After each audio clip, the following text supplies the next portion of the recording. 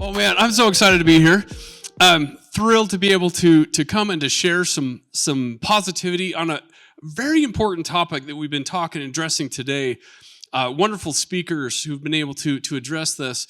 I wanted to end on a positive, on a happy note to really provide some principles, some practices, very relatable that you can actually start today that improves resilience. In fact, in my mind, I'm going to share 8 words that I believe are the science behind positivity and resilience, the ability to bounce back, to move forward in life.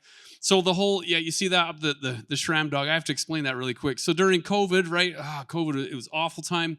But at Utah State and other places, we still had to have meetings. We still had to get together. So we decided to do Zoom meetings. How many of you just absolutely love Zoom? No, nobody ever. Yeah, that was awful. But we decided to spice things up a little bit, and we decided to dress up at least once a month on our Zoom meetings. And so I found a wig and some Halloween costumes, and I soon became Schramm Dog in that time. But then I really learned through that. We learned a lot. We learned as a scientist of why people flourish and why they flounder through the struggles in life, and particularly through COVID at that time. So I'm going to share some science-backed happy hacks that have been shown to improve positivity, happiness, meaning, hope, resilience through our lives. So let me start with Harold and Marge. Harold, one of them is happier than the other, but Harold and Marge, a couple lived in Minnesota, very, very cold state. This was during COVID. They were going to celebrate their 50th wedding anniversary. It was canceled. In Orlando, they were going to fly down there. Anyone's trips and vacations and lives just wrecked? Yeah, you had to cancel, and cruises and all these fun things. So theirs was, Harold and Marge, theirs was canceled. They were really bummed. They really wanted to get out. It was super cold in Minnesota, but they had to wait the following year. So their 51st wedding anniversary, they're going to fly down to Orlando and celebrate 51 years in the exact same hotel that they celebrated their honeymoon in. It had been renovated and updated, but man, they were sure excited. Their schedules didn't line up, so Harold, he flew down on a Friday. Marge was going to fly down on a Saturday the next day and spend a week in sunny, warm Orlando. So Harold, he gets into the hotel, he checks in, he's like, man, this place has changed. It's so many memories come flooding back. He sees a little kiosk and he decides to send his wife an email. He types up an email, and without realizing it, he misplaces one letter in her email address, and he doesn't realize it, and he hits send. Meanwhile, in Houston, there's a widow who just came home from her husband's funeral. He was a pastor of the local church there in Houston.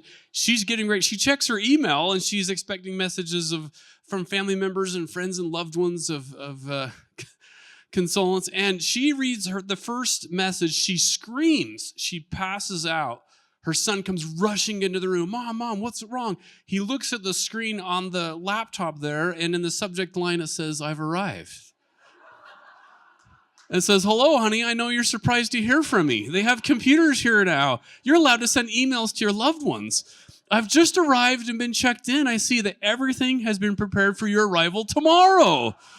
Looking forward to seeing you then. Hope your journey is as uneventful as mine was. P.S. It sure is stinking hot down here, honey. Love you, honey. Can't wait to see you tomorrow. Oh, man. It's important in life to enjoy life, to laugh at ourselves, to look at the lighter side of life. So very important. The science of even laughter, of positivity, happiness, the things that I study up there at Utah State, along with relationships, parenting, marriage. Very, very important. So I'm going to share some happy hacks. What's a hack? A hack is a creative solution to a challenge, to a problem, to a struggle that we have in life. For example, I'll share some of these more humorous ones. Anyone have twins? Anyone have twins? They're brilliant. Yeah, it's just twin one and twin two. You just forget about it. They look alike, so there you go.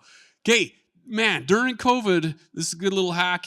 Someone is very smart parent says, you get 3 squares, dang it, right? And right to this line, and that's it. That's all that you get. Okay, this is more like a lazy dad hack, honestly. It's like, Dad, can we swing? Can we swing? It's like, okay, let me get a little, it took more time to tie up that string than if he just would have pushed his child on the swing.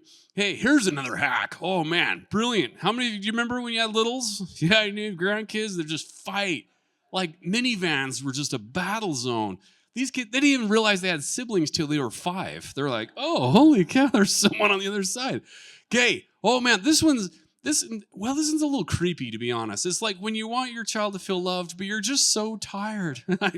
Just fill a little bean bag full of rice or beans and you just put it on their back, and then you don't have to love your kids these days. Yeah, no, but you laugh, but this taken off. You look on Pinterest and there's like, step-by-step instructions and different beans and rice to put in there. Like, oh man, crazy. Okay, everybody needs one of these. You just need an out of order sign, okay? You just need to take this and you take it to your office, take it to your home, put it on your forehead, in your bedroom, wherever. You just be like, no, I'm out of order. Yeah, it's brilliant. Okay, how many of you have your secret stash? Mine already is, peanut M&Ms. No one in the whole household is going to look in the frozen broccoli bag or edamame for your stash. That is a brilliant hack, isn't it?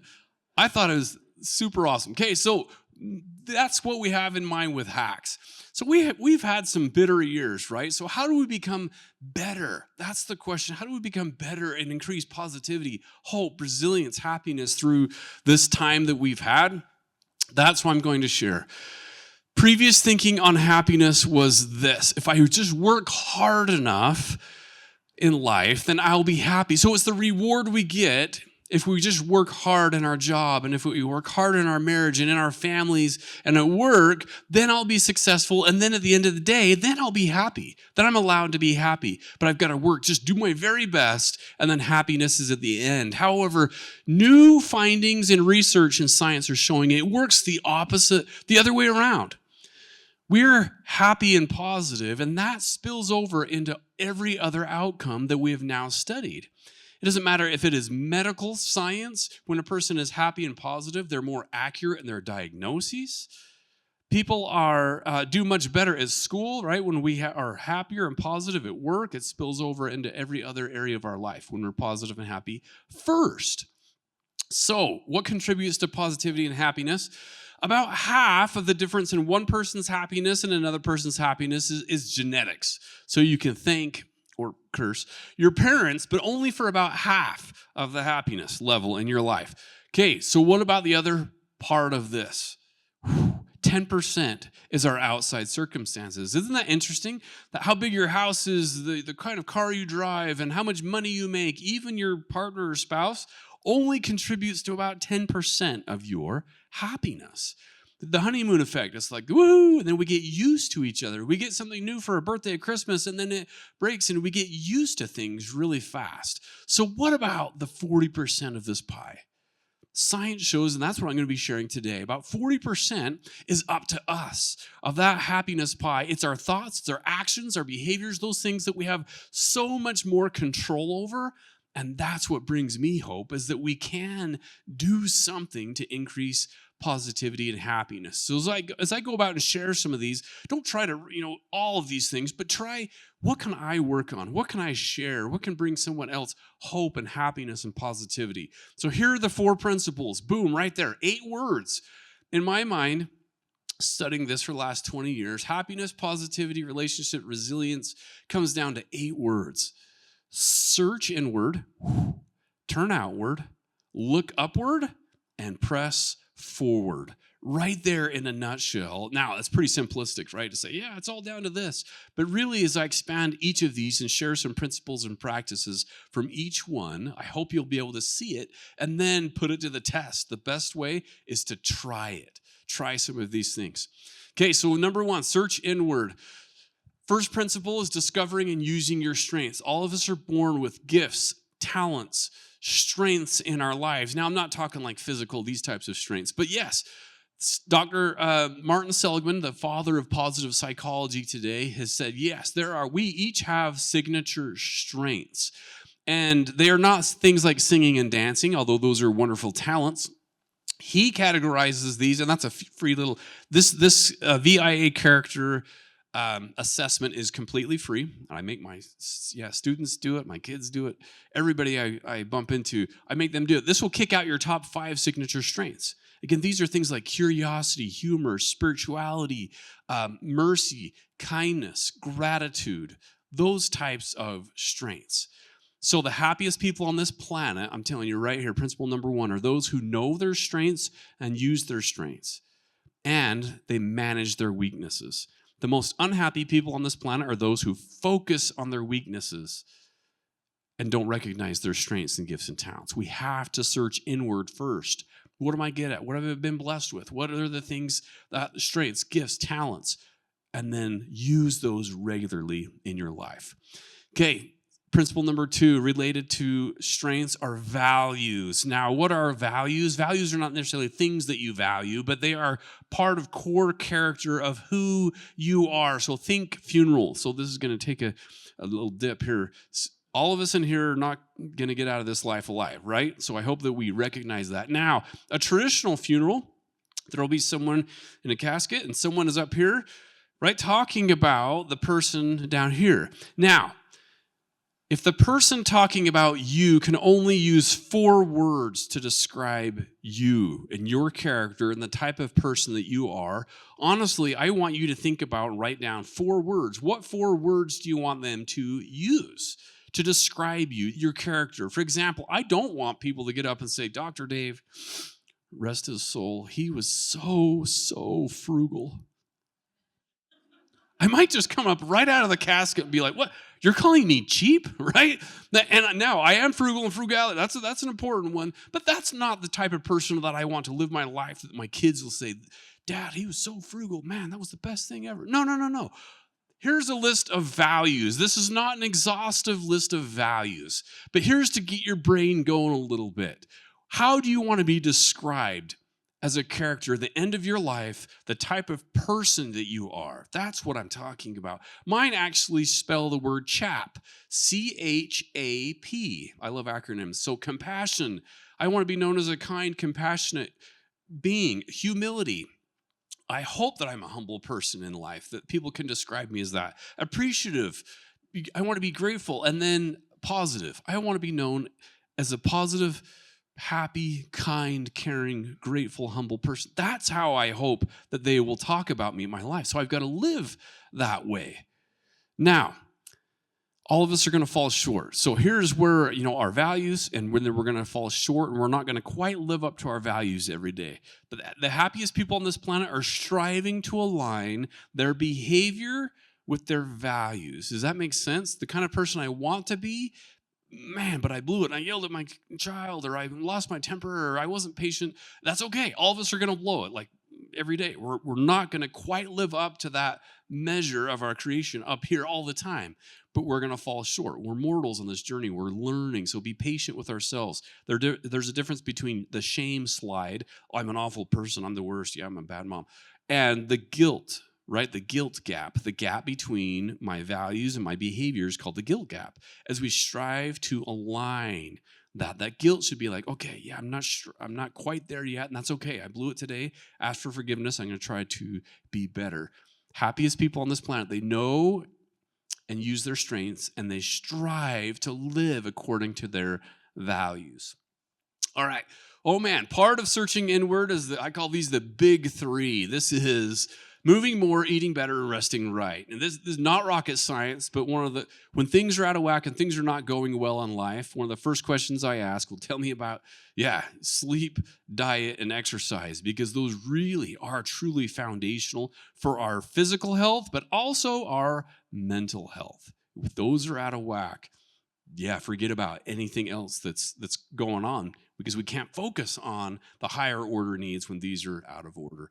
Okay, searching inward versus comparing outward. I talked about those first 2 words. The happiest people on the planet, they search inward, they turn outward. The most unhappy people, they search outward for happiness, and ultimately they turn inward. All you have to do is switch 2 words. The science of happiness is search inward and turn outward. The Hollywood happiness is just searching outward for this and this and this and this. Here's the principle. You can never get enough of what you don't need, because what you don't need will never satisfy you. Does that make sense? You'll never get enough of what you don't need, because what you don't need will never truly satisfy you, right? Whether it's purses and shoes, right? My wife's back there. I better be careful on what I say, right? This and this and this. If we're always searching outward for happiness, it'll never be truly fulfilling. Okay, mindfulness, meditation. Where's our meditators? Oh, that is what a practice. Now, this has been around for thousands of years, but only recently, in the last 20, 30 years, have we been able to actually document that those who slow down mindfulness, paying attention, present in the moment, taking breaths, or even teaching this now in kindergarten, being able to trace your finger up and down, be mindful in the moment of where you're at. Very, very helpful. Okay, so I've only been talking for a few minutes, but I'm guessing, in fact, I'm going to see, Travis, this crowd is. Raise your hand if you have been listening to me and maybe you're like nodding and looking up, but your mind has wandered off to something else. I want you to be honest. Raise your hand. Raise your hand. Okay, thanks for being honest. Yeah, the rest of you are liars. No, just kidding. My wife says, honey, you can't call people liars from the stage. Okay, so you're not telling the truth. Now I'm not on the stage. Well, how do I know that? Because our minds wander all of the time. In fact, about 47% of the time when you're engaged in activity, you're thinking about something other than what you're doing. And it ranges from all over the place. Look at that. Holy smokes, getting ready. Now, this is a study, actually a huge study, 15,000 people, and they would text them, what are you doing? And are you thinking about what you're doing? And how happy are you? Grooming and self-care, I doubt very many of you are, you're taking a shower and you're looking at your armpit, you're like, wow, this armpit looks really clean today. Yeah, no, that's weird. People don't do that. Your mind tends to wander, right? And then you're commuting. How many of you ever driven to work or driven home and you get home, you're like, how did I get here? Yeah, I don't remember. Yeah, guilty. And everybody else on the road is not even paying attention. Their minds are wandering. Listening to music, doing housework, working. You're not working. About half the time you're thinking about something else that's going on. Shopping, taking care of your kids. Yeah. How many are guilty? Let's see how honest you are.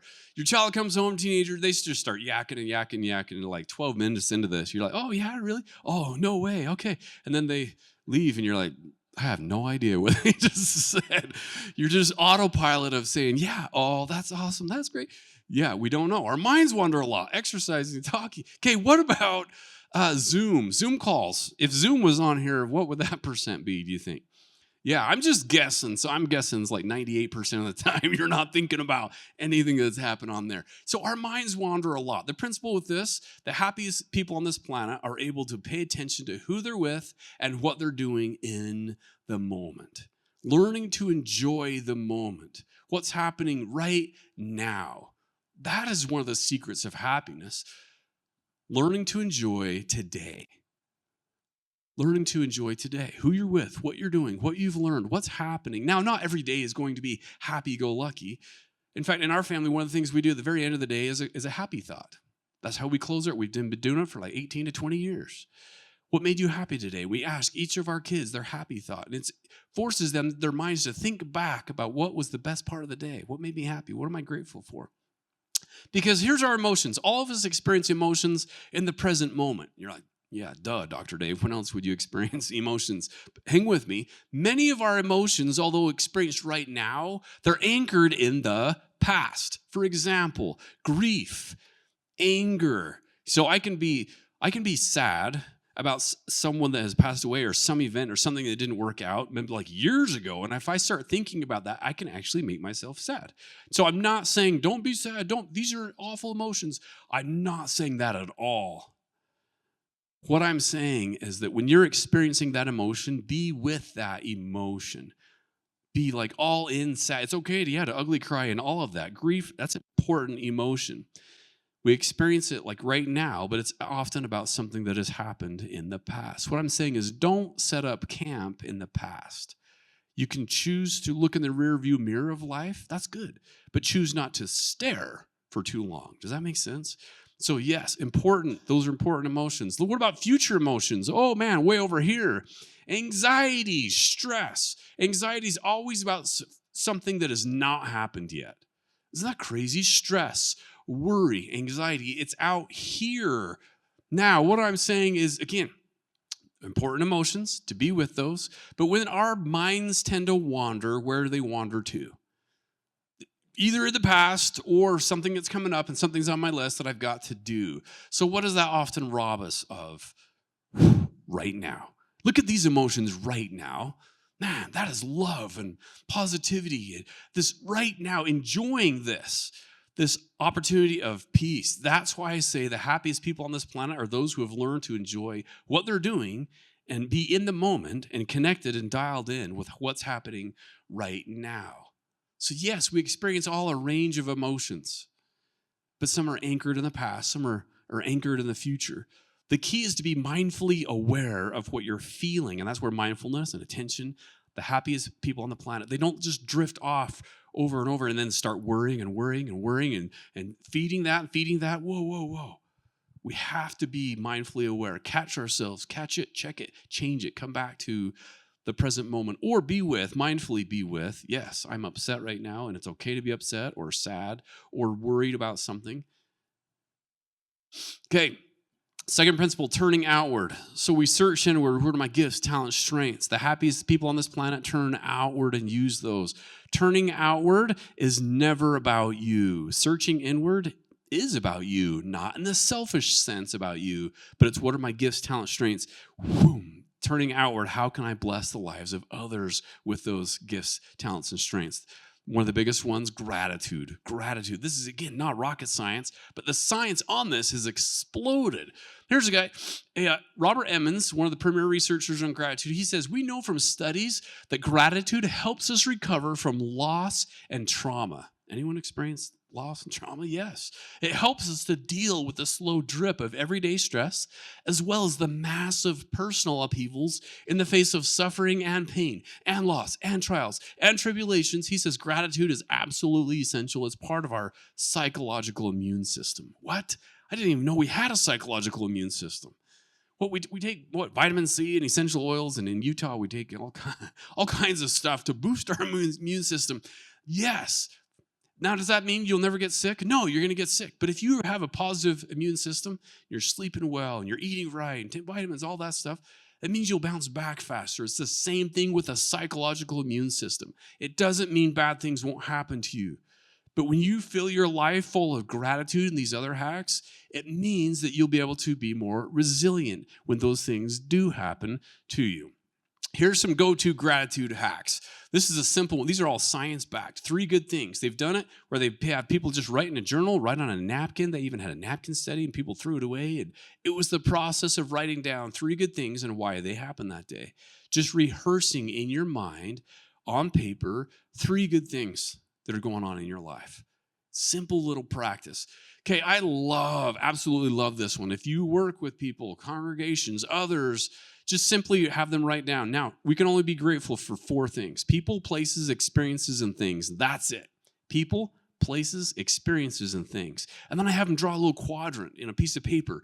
And all right, people, places in this one, experiences, things. And then I have them jot down their top 10 that they're so grateful for, experiences in their life, the people that they're so grateful for. Jotting those down, simply because writing those down, just the practice of jotting it down and thinking through, who would be in my top 10? What are the places, experiences in my life? That experience alone of going through it helps people to feel more positive and more grateful when we can count literally our blessings, writing them down. Okay, gratitude letter, visit. This one has been super, super powerful. A wise man once said, we should never fail to thank those who have taught us well. We should never fail to thank those who have taught us well. When I first heard that, I thought, oh man, all these scoutmasters and other leaders in my life and my parents and grandparents and high school teachers, seminary, all this. And I thought, man, I've got to write them letters. That's why some I wrote letters, others I wrote emails. Now, the number one positivity in this is writing a letter and then reading it out loud in front of that person face to. Now bring tissues, because it's gonna be a tearjerker. But when you can sit down and actually express to that person the letter that you read face to face. Now if you can't FaceTime or mail it or over the phone, but number one is face to face. Now if that person has passed away, you can still do it. Write the letter, put up a chair, literally a chair in your living room, wherever. Imagine that that person's there and you're sitting on another chair or the couch, and you read the letter as if the person is right there. And the effect is the exact same. That feeling of gratitude and of sharing that. This science hack is unbelievable. Yeah, be prepared to be amazed. That one will blow your socks off. Okay, happy thoughts. I shared earlier about happy thoughts are the best part of your life. At dinner time or any time driving, what's the best part of your day? What actually brings you joy? What brings you joy and happiness? And sharing that. Mental subtraction, you go back up to the top 10 people, places, experiences, and things, and just mentally subtract. Mentally subtract. You can do it on your drive home. You can do it when you're brushing your teeth. And tonight, what would my life be like without? And then you subtract a person, a place, experience, a thing, and be like, wow, I am so grateful for that in my life. Okay, this one, text 2 before 10. Texting 2 people before 10 a.m. A text of love, kindness, gratitude, just checking in. Now, this one is so simple, it's almost overlooked because it only takes about 30 seconds or so. But all you have to do each morning is ask yourself this: who needs a text from me today or a phone call? Who do I need to reach out to today? Now, if you will ask that sincerely, I guarantee, pinky promise you, that a name or a face will come into your mind. I promise you, every single time. Who needs me today? Who needs me right now? Who needs to hear from me? And you could just check in. Hey, how's your mom doing? I heard she was in the hospital. Hey, we need to get together for lunch sometime. Hey, just thinking about you. I just need to let you know that I love your guts. Or how about one of these to your teenagers or your kids? How many of you have ever sent this or said this out loud? I absolutely love being your mom. I absolutely love being your wife, your husband, your dad. Now, they hear, I love you, love you, love you, love you. They hear it, love you all the time. Keep saying the I love yous, but it almost feels like it's lost its value because we almost overuse it. But I'm thinking that very few of you have ever actually texted or read or said to your kids or your spouse, I absolutely love being your dad. It feels different, doesn't it? That comes across as different. Let them know. Send them that text. Now, I've done this all over the place, and I've had people write me back, and this is the text. Having a great time at my conference. It makes me realize what a special family we have. I love you both. Greg's like, who is this? And daughter's like, wrong number, lady. Okay, now, if you send a text to your kids and they send this back, it might just mean you need to text them a little bit more often than once every never, okay? You need to check in a little more often. Or here's one. Hey, sweetie, just thinking about how sweet and kind you are. Who is this? Your husband. Is this meeting that dull and uninteresting? Okay, so again, if you get one of these texts, might mean you need to check in a little more often and let your sweetheart know you love him, your kids love him. It takes not very much time at all.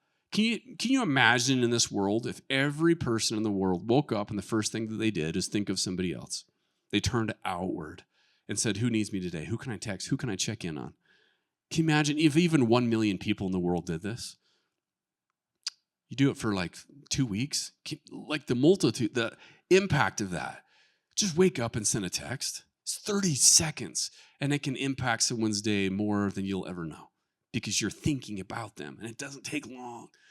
Okay, this one is related. This is racks, random acts of kindness. Science has shown, actually, if you want to be happier, this comes as no surprise to most of us, that the number one hack is doing something kind. Doing a kind act, Seligman has said, produces the single most reliable momentary increase in well-being of anything that they've ever done. All these hundreds of studies have been done since 1998 when Seligman came along. Yeah, and people have been kind in service and all that. We know that it makes us feel good, all of that. But now science is catching up and showing, wow, this actually increases happiness faster than anything else. Kindness, gratitude. In my mind, those are two sides of the exact same coin. When someone is kind, hopefully we're grateful. I hope those always go together. Kindness and gratitude. Okay, now I'm going to share... who is it? Samoa Joe that was just here. I think he left. So we wanted to, our son, born and raised in North Logan, but we sent him on a HXP, have you heard of those? These humanitarian trips, and he wanted to go to Samoa, so he went to Samoa to hopefully get him out of this shell and to experience happiness and to serve and turn outward, because I know that happiness comes from turning outward. And he's a star football player, right, all across the state, one of the top receivers in the state. And then we sent him to Samoa. And then he wrote us a letter. And we got it like at 2 a.m. And we read it and we cried and cried and cried. This is part of the letter from him. He says, "This has been the best experience I've ever had in my life, and I wouldn't trade it for anything. It's genuinely so awesome. My whole mind has changed. I chose to lock in, and it has changed me. I've never been happier more than I have here. I've never been happier than I have, even with my Xbox and all this other stuff in life. It's so awesome. Coming here has really opened my eyes to so much. Being here has just made me grateful for everything. I love it so much." My wife and I had to look at that. We read it 7 times because we're like, who is this kid? He's never written more than his name on a piece of paper, right? And here we have this 5-page letter that he just expressed why? Kindness, gratitude, turning outward will improve happiness faster than any other rock and roll trip or anything else that he could do. Any touchdown doesn't compare. He says, this was the happiest time. He says in other places, he says, I love the cold showers. I love the bugs in my bed. He loved it all. It was incredible. Kindness. Okay, so what is it that keeps us alive in this life? What are the strongest predictors of how long and how well you'll live in this life? Clean air is not a very strong predictor. This is not all the predictors, right? There's thousands of things, but unless you live in Cache Valley, then it's like one of the strongest. No, just kidding. Okay, hypertension treatment, being lean versus overweight, exercise. Actually, other studies have shown exercise down here further. Cardiac rehab, the flu vaccine, that's controversial. Keep going. Quitting drinking, quitting smoking. Okay, what are the top 2 predictors of how long and how well you'll live in this life? What is it? Number 2, close relationships. So what's number 1? Number 1 predictor of how long you'll live in this life is quitting online shopping is the number. Nah, just kidding. Just seeing if you're paying attention. Yeah, just seeing if you're awake. But actually take a picture and send it to your sister or your mom and be like, man, you got to get off Amazon. You're going to die. This professor just showed if you don't quit shopping, you're not going to make it. Okay, no, just take a picture and send that to a Amazon shopper or somebody. QVC, get off QVC, mom. Okay, get that off. Okay, it's actually, drum roll, it is social integration. Okay, now you're asking, what's the difference in close relationships and social integration? Okay, go back to COVID real quick. Close relationships are all the peeps that you're quarantined with. That's in your house that were driving you nuts after a while. Social integration are all the peeps you couldn't see because you're quarantined. Yeah, those in your congregation, those are your neighbors, those are your extended family, friends, parents, loved ones that do you remember that? So that's close relationships is basically inside the home. Social integration is outside. And statistically, there's not a difference. Meaning what? It's people. Talked about loneliness earlier, and I've heard that with suicide and mental health and struggles. This is continuing to beat that same drum. Happiness, positivity, how long we live. It's this. Yeah, life is about relationships. It's about connections. And here's a principle I hope you'll never forget. Lack of attention leads to loss of connection. Lack of attention leads to loss of connection. Meaning you stop paying attention to people or to whatever else it is in life, you will grow more distant. You've got to pay attention. In fact, that's the ultimate love language in life. We used to spell love T-I-M-E. Do you remember that in the commercials and all that? Love is spelled T-I-M-E. Actually, attention is more important than time because you can spend time with somebody, be on your phone or doing something else. Attention is one of the greatest gifts you can give another person, human being. It's not your time. You can give someone time without your attention, but you can't give someone your attention without your time. Does that make sense? Attention. All in, not mind wandering, attention. Reach out. Invest time, more of that attention with others. Okay, looking upward. So we search inward. What are my gifts, talents, strengths, values? We turn outward. We serve. We give. We're gratitude. We're kind, loving. And then we look upward with hope and positivity and meaning and even spirituality. For some, that is God. For others, it is serving and helping and a cause, a political cause, donating blood, helping refugees, those types of causes. Okay, looking upward. We tend to notice and find whatever you're looking for in life. Have you ever thought about that? You will find whatever you're looking for in life. If you want to find the negative in a person or situation, you'll find it. It's there. but keeping your eyes up for positivity. Complainers will always find things to complain about. Those who are grateful will always find the silver lining. They'll always find the positivity in a situation or person. You will always find what you're looking for. So keep your eyes up for the positivity, for the good stuff, right? Why is this? Why is this? We're born with 5 times as many brain cells or neurons. Right when we're born with 5 times as many that are wired for negativity and threat, for every one brain cell that is wired for opportunity and positivity. Already, how many of you saw the mistake? Raise your hand if you saw the mistake. Yeah, I put it in there on purpose, man, because I knew that your brains are wired for mistakes. We're actually wired to notice the brown grass. Green grass, right now, everything's getting brown because it's fall. But you have a green lawn, where does your brain go? Yeah, it's the brown patch. It's like, oh man, we got to fertilize that. Child comes home with a report card and has 5 A's and a C minus. Where does your brain go? Right to C minus. Wow, you're going to talk to that teacher after school. You're going to retake that math test. You're going to go and get help. Then you turn in that assignment. And we just go crazy on the C minus, but we ignore all the 5 A's. It's true. Our brains are wired for negativities and threat.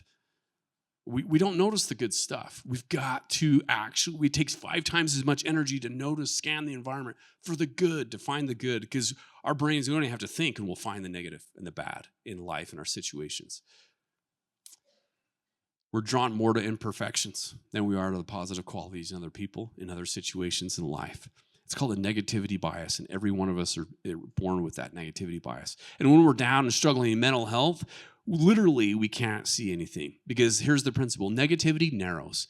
Negativity literally narrows our eyesight, and we can't see the hope in the situation out here. We literally see this, and that's it. Positivity broadens and builds. Negativity narrows. Literally narrows the brain, and we can't see as much.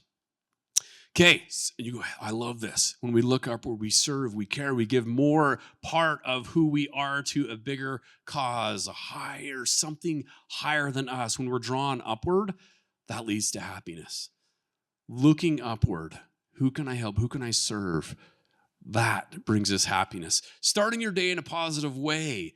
This also helps us to look upward, this simple pattern. How many of you are morning people? Morning people, raise your hands. Okay, let's get them all out of here. Yeah, no, just kidding, just kidding. My wife's a morning person. I'm not a morning person. Okay, there I am. Now I'm a morning person, dang it. There I am. Yeah, I'm so excited in the mornings. Okay, I'm not really. But here's how you start. If you want a happier start to your day, here's the science. Science shows what you do the first 15 to 30 minutes of your day completely affects the rest of your day. Study after study after study. If you get on and do the death scroll, the Dead Sea Scroll, yeah, you're not going to make it very long in life. Yeah. And then you'll be like, dang it, why didn't I get up?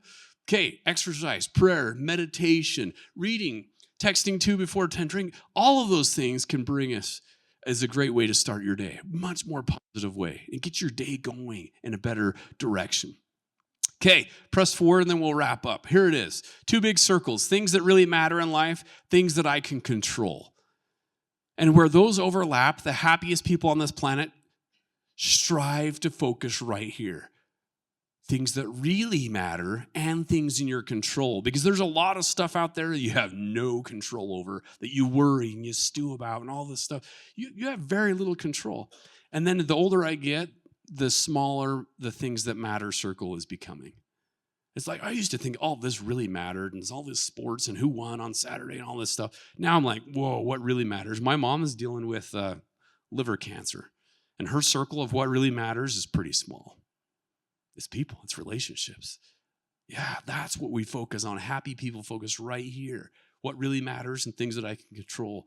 And then our choices, we're all going to have struggles in our lives, and it really comes down to 3 areas. It's our circumstances, whether this is, a hurricane or COVID or a car wreck or bosses or other people, other circumstances. Then there's others' choices. People are going to be not very nice, and they're going to say and do things that are not very nice. We have a lot more control over our choices and our response. The happiest people strive not to worry so much about their circumstances or others and what they think and what they say, but it's right up here on your own choices in your own life. And then the happy people, as they go through life, they focus on resources. This is one of the differentiating factors from those who flourished and those who floundered through COVID were resources, social resources, even a pet, journal. They studied all this. What is it that those who did this during and after COVID, and they had access to a lot of resources. And you can be a resource as well to help people through it. Okay, search inward. Turn outward, look upward, press forward, try one of these happy hacks. Just try it, implement it in your life. Not all of them, but just try one or two of these in your life. Okay, here's a few just suggested. People are like, man, I love this area. What, do you recommend books and things? I've listened to or read over about 100 books. This is, I call it Dave's Faves. My favorite all-time book on anxiety. Right here, depression, the upward spiral, positivity, happiness, gratitude. These are not thick, academic, clunky books, okay? These are like down-to-earth, very basic principles. I buy the upward spiral book by the dozens, and I just give it away to students because it's so powerful. It's packed with over 100 science-backed little things that you can do to improve from depression and mental health struggles. So these are my go-tos when it comes to mental health, anxiety, worry, stress. Okay, here's a few completely free resources. I do a podcast. It's actually Utah's #1 marriage podcast right now called Stronger Marriage Connection. We bring on experts all across the country and the world and bring them on and talk about all kinds of important topics related to relationships. And then during COVID, where was everybody? They were all on their phones, man. So I made over 200 videos, often simple, like here's a 3-minute hack, here's 2 minutes, here's a 5 minutes. And I put them all on there in 3 areas. Mental health and positivity, parenting, and couple relationships. Those are the 3 areas that I tend to focus on in my research and in my extension work. So getting that out to people, resources that can be helpful. Okay, let me wrap up with this.